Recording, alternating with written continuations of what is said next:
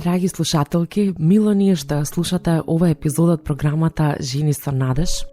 Јас сум Нена и во денешната епизода ќе продолжиме да размислуваме за менталното здравје, односно за разните психички нарушувања, бидејќи сакаме да ја подигнеме свеста за оваа проблематика. Целта е да обработиме барем дел од овие нарушувања, за да ви едуцираме и информираме.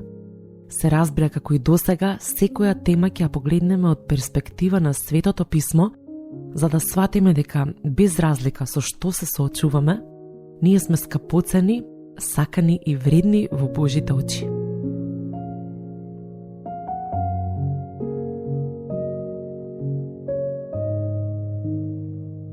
Добар ден, драги слушателки од мене. Јас сум Сандра.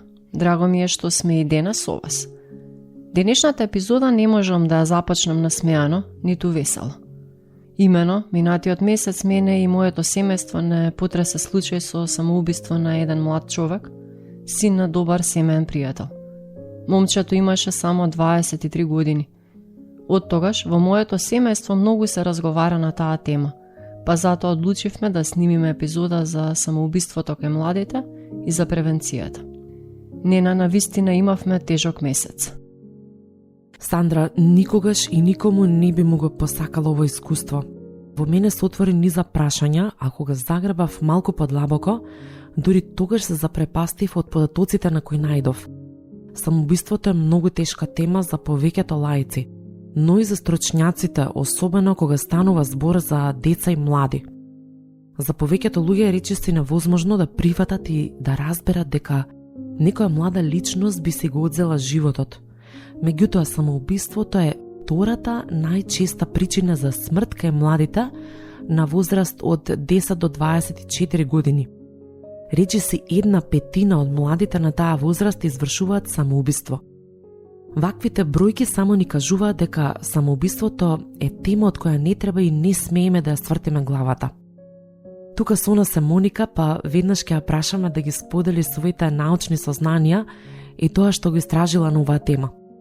Моника, што ја доведува една млада личност пред која е целиот живот до таква одлука? Здраво и од мене. Нена, децата во пубертетот немаат вистинска представа за смртта, како за престанок на животот, а до идејата за самоубиство може да ги доведе и љубопитноста или недостатокот на страф од смртта.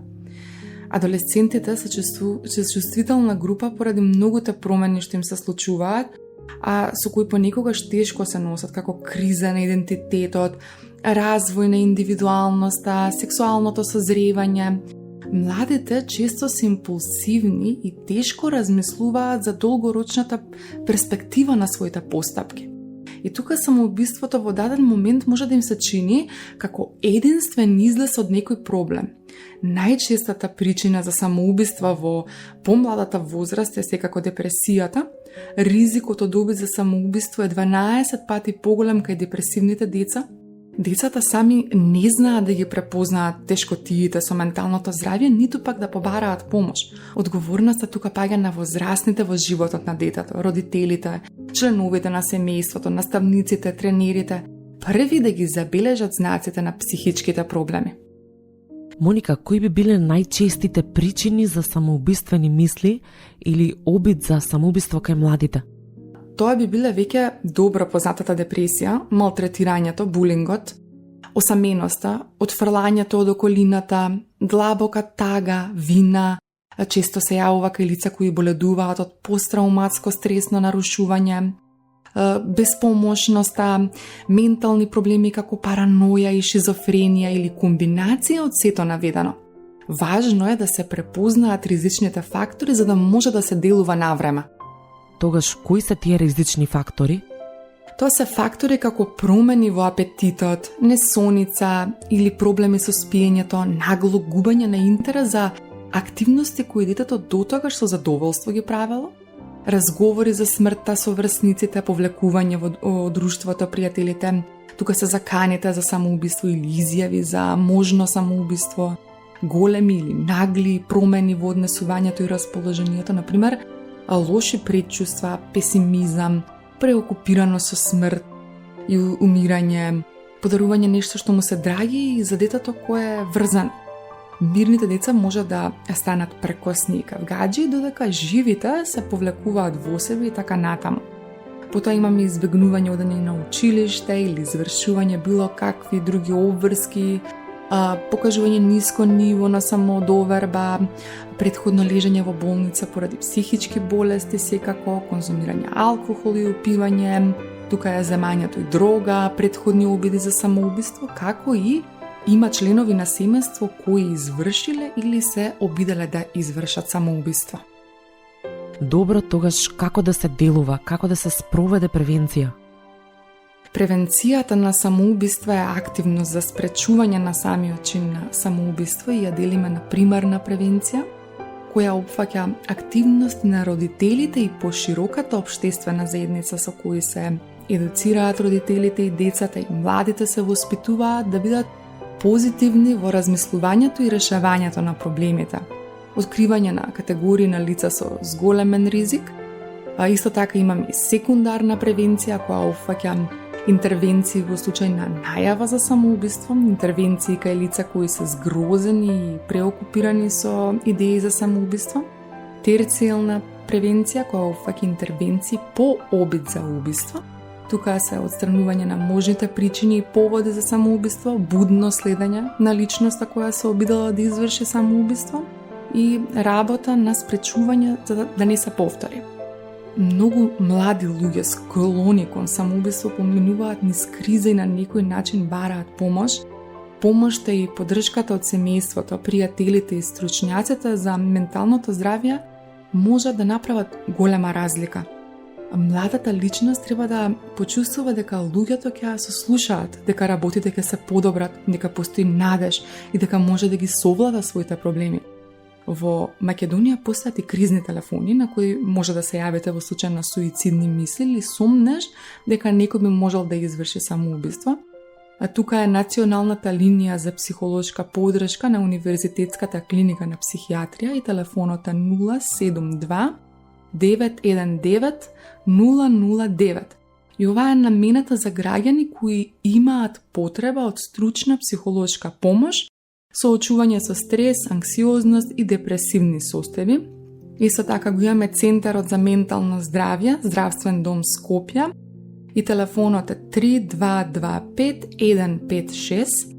Секако тука е Јало Мирче, првата детска амбасада во светот меѓаши, телефонот 0800 1222, бесплатна линија, или на 070 390 635, линија каде што деца, млади, но и родители во криза може да побараат психолошка помош, совет и поддршка во секое време, и секако општиот број за итни случаеви на ЦУК 112. За жал, во Македонија се уште не постои единствен специализиран 24/7 број исклучително за превенција од самоубиства.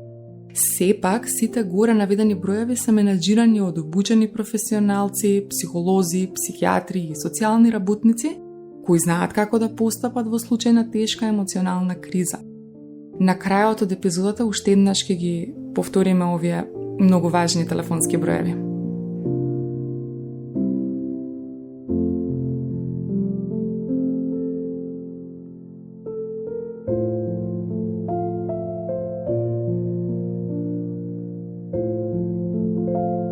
Драги слушателки, во првиот дел од епизодата зборувавме за самоубиството и самоубиствените мисли кај младите луѓе. Сега ќе зборуваме за проблемот од библиска гледна точка.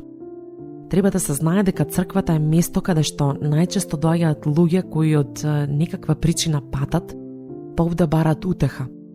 Така неретко пред духовните советници, свештениците и пасторите се наоѓаат луѓе кои помислуваат на самоубиство. Како да се советуваат и како да им се помогне на таквите луѓе? Нена ќе наведеме 9 насоки за советување на лицата со самоубиствени мисли. Влезете во светот на личноста и покажете и посебна грижа среде стресовите што ја наведуваат на самоубиство. Бидејќи самоубиствените мисли се опасни по живот. Во вакви моменти треба да бидете уште повнимателни и поприсутни за личноста. Никогаш не ја подценувајте моќта на вашата грижа, сочувство и поддршка. Ако личноста не спомнала самоубиство, но се сомневате во тоа, прашајте отворено. Отворете ја темата. Отфрлете го митот дека таквото прашање би можело да ја поттикне личноста на таков чин. Личноста која покажува знаци најверојатно во некој момент веќе размислувала за самоубиство. Отварањето на темата дава сигурно место за разговор. Сериозноста на овој проблем го надминува секој потенцијален ризик. Можат да помогнат следниве прашања. Дали некогаш си размислувала за самоубиство? Колку често? Кога беше последен пат? Дали сега размислуваш за тоа? Како би го направила тоа? Колку е јасен твојот план? Потрудете се да ги разберете притисоците под кои се наоѓа личноста и обидете се да ги разберете нејзините внатрешни уверувања и мотиви. И немојте да ги омаловажувате. Лицата со самоубиствени мисли действуваат по некоја внатрешна логика која за нив е логична, колку и да ви изгледа искривена вам. Иако таа главно вклучува некој облик на животот не вреди да се живее, или јас не вредам да живеам па ќе си го прекратам животот, не постои само една причина за самоубиство. Например, не секоја личност која е склона кон самоубиство е депресивна. Секој човек е индивидуа за себе, затоа потрудете се добро да ја запознаете личноста која е пред вас. Поттикнете личноста слободно да разговара, особено за своите наизглед ирационални или неодговорни мисли. Избегнувајте панични прашања од типот: зашто мислиш, размислуваш? И понижувачки одговори како например: валјда не размислуваш за тоа да направиш некоја глупост? Таквите неспретни изјави можат да ја затворат личноста.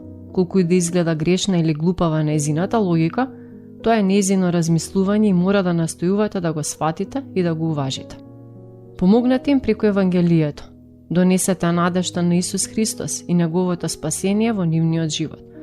Ова значи со многу грижа и трпение да ги сослушате нивните внатрешни немири и болки, а потоа да им ја покажете убавината и силата на Христос, која вистински го менува животот. Лично замолете личноста да не изврши самоубиство. Обратете и се директно. Користете рационални причини и причини поврзани со вашите односи за да ја уверите. Во исто време, сватете дека укорување на личност со самоубиствени мисли ретко кога е од помош или потребно. Повеќето луѓе длабоко во себе знаат дека тоа е погрешно. Наместо осудувачкото зошто би направил такво нешто, размислете за сочувствителен пристап. Помогни ми да сватам како животот ти стана толку тежок што го гледаш самоубиството како начин за бегство. Фокусирајте се на подлабоките причини во срцето и на подобриот пат за излез кој Христос го нуди, како што читавме во 1 Коринтијаните, 10 глава 13 стих. Друго искушение вас не ве зафати, освен човечкото, но верен е Бог, кој нема да допушти да бидат искушувани повеќе од силата ваша, а заедно со искушението ќе ви даде и излез, за да можете да издржите. Запомнете дека на личноста чиј живот е толку беден што мисли дека треба да го заврши, веројатно на вистина треба да и заврши тој живот и да најде нов живот во Исус. Постои еден добар пристап наречен сочувствително несогласување. Тоа значи целосно да ја разберете болката на личноста и да се согласите со неа кога вели: овој живот е претежок и мора да заврши. Но, тука правите разлика. Не се согласувате со нејзиниот начин како да го направи тоа. Напротив, и нудите нешто многу подобро. Начин да го остави зад себе стариот живот и да започне нов, со вистинска надеж. Не го правете ова сами. Колку што дозволува личноста која дошла по помош, настојувајте да ја поврзате со неколку зрели, грижливи верници, особено со оние кои ги почитува, а поканете ја да учествува на групни состаноци. Работете со нив како тим за поддршка, за да помогнете во наблюдувањето, грижата и охрабрувањето на личноста. Заканите на личноста сватете ги сериозно. Бидете на сигурната страна. Немојте да мислите дека заканите се само крик за помош. Тоа можат да бидат вистински намери или обиди за самоубиство. Не ги игнорирајте тие знаци. Во зависност од степенот на ризик кој постои, замолете личноста да се согласи да изјави, усно или писмено, дека нема да се повреди самата себе. Ако почувствува самоубиствени мисли, ќе ве контактира вас или едно до 2 посебно именувани лица кои се грижат за неа и ќе ги извршува задачите и ќе го следи планот за грижа што сте го поставиле. Иако договорот не може да спречи самоубиство, Тој додава дополнителна морална пречка, незиното ветување кон вас, кое би можело да ја одврати во моменти на криза. Запомнете го ова. Самоубиството е избор на самата личност. Освен ако не ја сместите во институција, не можете да ја спречите личноста да најде начин да се убие. Но, вие не сте одговорни за незиниот избор. Како грижлив советник, веројатно оваа лага ќе ве прогонува. Што ќе направиш ако ја советуваш личноста мудро и грижливо, а следниот ден дознаеш дека се самоубила? Не си ја препишувајте себе си погрешната одлука на друго лице. Иако не можете да ги решите сите проблеми со кои се соочува таквата личност, можете преку молитва да ја упатите кон оној кој може тоа и можете да се посветите на тоа да чекорите со неа низ незините борби. Молете се личноста да го сретне Исус, кој ќе насочи да го избере она што Симон Петар го избра кога другите се свртеа од Исус. Господи, кај кого ќе отидеме? Ти имаш зборови за вечен живот и ние поверувавме и познавме дека си Божиот светител, Христос, Син на живиот Бог. Јован 6 глава, 68 до 69 стих. Континуирано библиско советување. Откако ќе се осигура непосредната безбедност, преминуваме на секојдневни состаноци со фокус на неколку области. Покрај тоа, еве ги чакурите за помош на некој кој се бори со самоубиствени мисли. Евангелие. Евангелието мора да биде темел за помош на оние кои се без надеж. Јован 14 глава 6 стих. Исус му рече: Јас сум патот, вистината и животот. Никој не доаѓа кај Отецот освен преку мене. Треба да се откријат темелните причини. Копајте длабоко во она што го предизвикува нивниот очај. Еремија 17 глава 9 до 10 стих. Лукаво е човечкото срце повеќе од се и е наполно расипано. Кој ќе го разбере? Јас, Господ, проникнувам во срцето и ја испитувам натрешноста, за да му дадам на секого според патот негов и според плодовите на делата негови. Нежно повикајте личноста на покаяние. Понекогаш очајот доаѓа од непокајан грев. Дела 3 глава 19 стих. Покајте се, пак, и обратете се, за да се очистите од гревовите ваши. Дајте задачи што поттикнуваат надеж. Римјаните 12 глава 12 стих. Радувајте се во надежта, во маката бидете трпеливи, а во молитвата постојани. Учете личноста за Божите особини. Фокусирањето на Божјата природа може да ја понуди потребната перспектива. Псалм 103, 8 стих. Штедар и милостив е Господ, долготрпелив и многу милостив. Заедно со личноста развијте план за преобразба. Поттикнете личноста да ги промени безбожните навики и начинот на размислување. Римјаните 12 глава 2 стих. Не сообразувајте се со овој век, туку преобразете се со возобновување на вашиот ум, за да можете да испитувате и осознавате што е волјата Божја, што е добра, благогодно и совршено. Покажете искрена љубов и пријателство. Вашите постапки зборуваат многу. Јован 15 глава 13 стих. Никој нема поголема љубов од оваа, да ја положи душата своја за своите пријатели. Поттикнете личноста да почне да им служи на другите. Нека секојдневно прави намерни дела на љубов. Галатјаните 5 глава 13 стих. Вие, браќа, повикани сте кон слобода, но слободата ваша да не ви служи како повод за угодување на телото, туку со љубов служете си еден на друг. Римјаните 12.2 вели: Преобразете се преку обновување на вашиот ум. Овие чекори се осмислени токму за да доведат до оваа трансформација. Откако личноста ќе застане на нозе и ќе стане стабилна, добро е со неја да започнете неделни состаноци за советување за раст во Бога. Тоа го вклучува и нивното интегрирање во црквата. Ефесијаните 4.15 вели: Туку со љубов, држејќи се за вистината во секој поглед, да растеме во оној кој е глава Христос. Справувањето со самоубиствени мисли при библиското советување е чувствителна задача. Втемелени во Светото писмо, можеме да помогнеме во водењето на личноста од очај до надеж и духовен раст, што на крајот води до живот ослободен од самоубиствени мисли. Драги наши слушателки, дојдовме до крајот на оваа епизода. Доколку некој од вас го има овој проблем или познава некој кој го има, Би сакале да ве замолиме да не се борите сами со него. Побарајте помош од соодветните институции во нашата држава и ви посакуваме во целиот тој процес Бог да ви даде сила и начин како да се справите со целата ситуација. Доколку сакате да споделите некаков коментар со нас, можете тоа да го направите на нашата имейл адреса zenisonades@gmail.com. И се разбира, можете да не следите на нашите Facebook и Instagram профили, кои можете да ги најдете под името Жени со надеж. Се надевам дека ќе ни се придружите и во следната епизода. Бог нека ве благослови вас и вашите семејства.